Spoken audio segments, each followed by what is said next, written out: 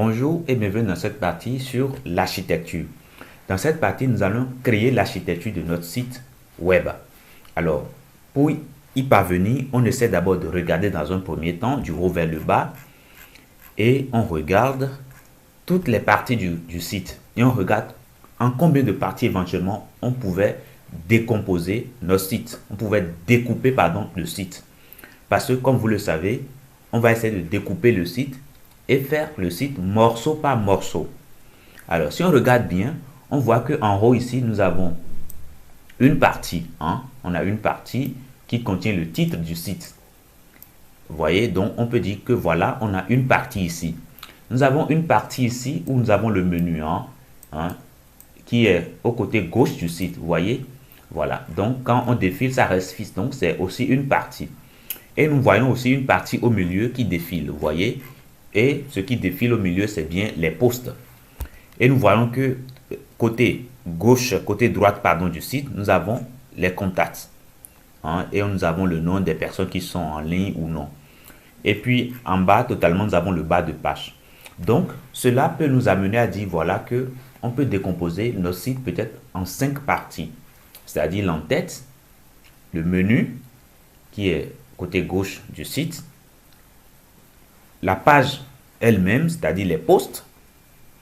Et après, nous aurons peut-être une partie pour les contacts.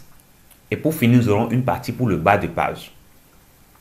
Donc, voilà comment on peut avoir une idée de l'architecture. Dans un premier temps, on regarde le site du haut vers le bas. On essaie de voir s'il y a des parties qui sont distinctes des autres parties.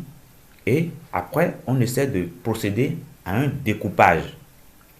Maintenant, nous allons, dans notre code HTML, nous allons mettre, voilà, chaque partie. Alors, maintenant qu'on a décomposé notre site web, nous allons maintenant créer la structure au sein du document HTML. Alors, pour la partie en tête, on peut utiliser la balise header, par exemple, voilà. Et donc, pour la partie menu, nous pouvons utiliser la balise section. Voilà, section. Et donc, nous pouvons mettre un ID, peut-être pour menu. ID, attention, ID, menu. Après, pour les posts, par exemple, on peut aussi utiliser la balise section. Et nous allons lui donner aussi un ID, post. La partie contact, on peut aussi utiliser section. Et aussi, nous allons donner un ID contact. Et la dernière partie qui est le bas de page, nous pouvons utiliser la balise footer. Donc voilà l'architecture de notre site que nous venons de créer. Donc, merci et à très bientôt dans la prochaine.